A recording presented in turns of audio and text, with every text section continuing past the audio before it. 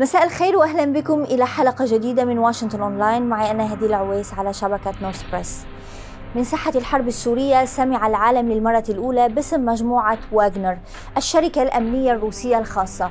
فما هي تداعيات الخلاف الأخير بين واغنر والكرملين على موازين القوى داخل سوريا؟ وهل سيحفز هذا الخلاف الولايات المتحدة للقيام بأدوار دبلوماسية وعسكرية أكبر في الداخل السوري؟ هذا ما أبحثه في حلقة اليوم من واشنطن أونلاين، وضيوفي لهذه الحلقة هما السيد إيلان بيرمان نائب رئيس المجلس الأمريكي للسياسات الخارجية ينضم إلينا من واشنطن. ابقوا معنا لمتابعة هذه الحلقة. أبدأ الآن مع ضيفي السيد إيلان بيرمان نائب رئيس المجلس الأمريكي للسياسات الخارجية ينضم إلينا من واشنطن. أهلا وسهلا بك سيد إيلان. نسمع الكثير عن خلافات بين مجموعة واغنر والكرملين، ليس فقط في روسيا ولكن أيضا تداعيات لهذا الخلاف على مناطق أخرى تنشط فيها مجموعة واغنر مثل الأراضي السورية. سمعنا عن عمليات اعتقال قام بها الجيش الروسي في قاعدة حميميم لأشخاص من مجموعة واغنر متواجدين في مناطق أخرى من سوريا. ماذا نعرف عن هذا الخلاف وإمكانية أن ينعكس فعلا الخلاف بين المجموعة والكرملين على الأرض السورية؟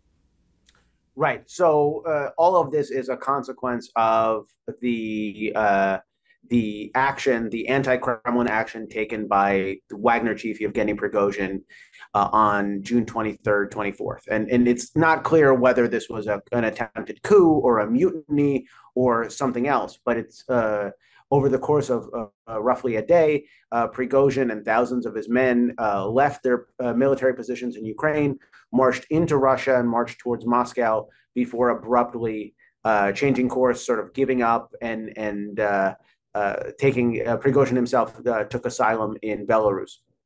So what we've seen since then has been, even though there is supposed to be a deal on the table between Kremlin and Prigozhin, in effect, what the Russian government is doing is beginning to wrap up, to close down lots, not just Wagner, but lots of Prigozhin's sort of enterprises, not just Wagner, but also, for example, his media holdings companies and other commercial activities. So this is having a real effect on Wagner's global footprint, because we focused on Wagner in the context of over the last year, mostly in the context of Ukraine.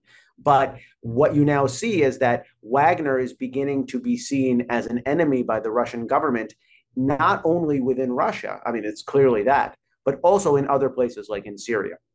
So there are reports that Wagner is getting limited by Russian military advisors, that Wagner is no longer able to act autonomously in military terms. And this has lots of, I think, very far-reaching effects potentially.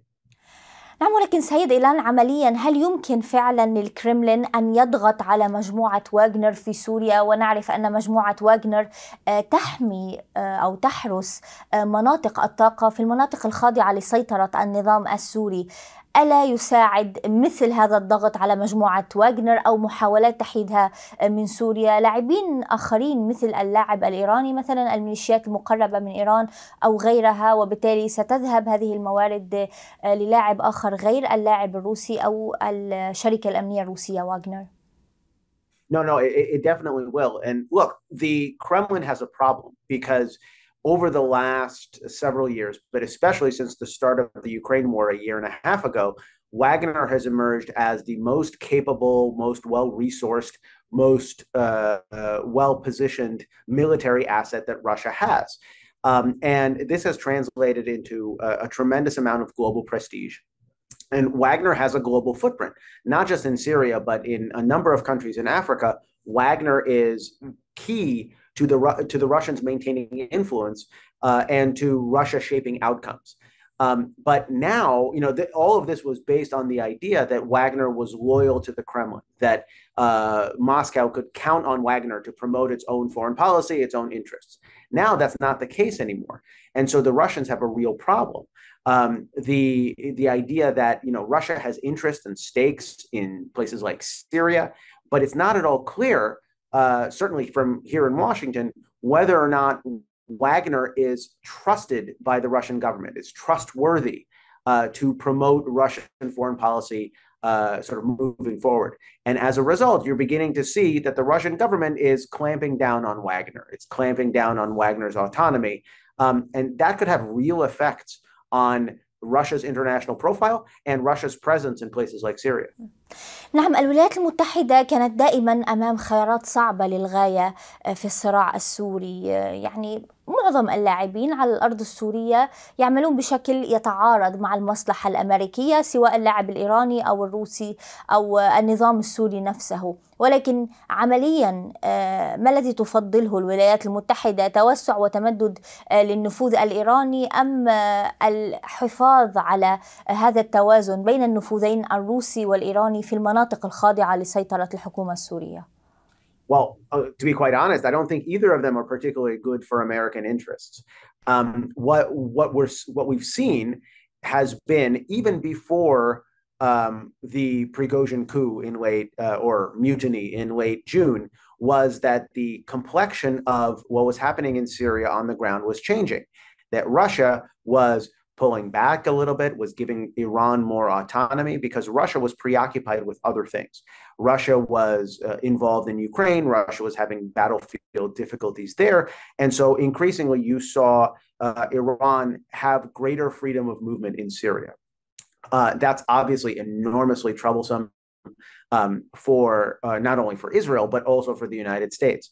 But I think fundamentally, the condominium of power that was created between Iran and Russia in Syria is very detrimental to American interests.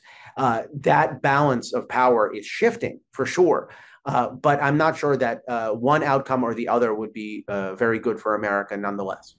هل ستدفع كل هذه الأخبار عن خلافات واغنر مع الكرملين وحقيقة أن واغنر انطلقت من الأرض السورية؟ هل سيدفع هذا واشنطن إدارة الرئيس جو بايدن لبذل المزيد من الجهود الدبلوماسية في الملف السوري؟ Yes, but not in a way that I think is beneficial.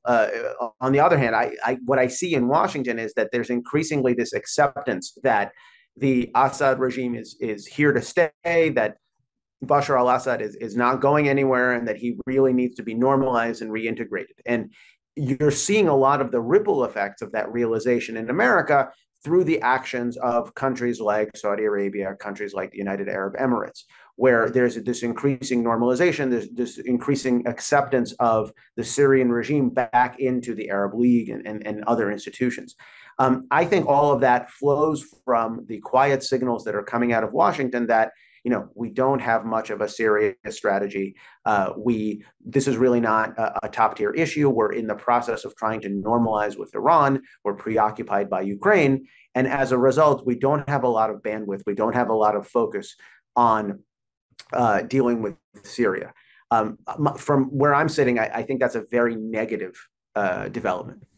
نعم، أخيرا سيد بيرمان، هل يمكن أن نرى الولايات المتحدة تستخدم وجودها العسكري في شمال شرق سوريا كوسيلة لضبط التوازنات العسكرية والسياسية على الأرض بين إيران وروسيا وواغنر؟ So maybe, although as you know, the U.S. presence is so limited that it's not really strategically useful. It is much more of a place marker than it is sort of a real American effort to shape the contours of what's happening in Syria. And I think that over time, as we move forward in the political cycle in Washington, as the Biden administration is increasingly invested in some sort of quiet understanding with Iran, that military contingent is going to have less and less political freedom to do things like stand up against Russia and stand up against Iran, unfortunately. شكرا جزيلا لك ضيفي السيد إيلان بيرمان، نائب رئيس المجلس الأمريكي للسياسات الخارجية، كنت معنا من واشنطن. My pleasure. وختاما شكرا لكل من تابع حلقة اليوم من واشنطن أونلاين. ألقاكم في حلقة جديدة الأسبوع المقبل. إلى اللقاء.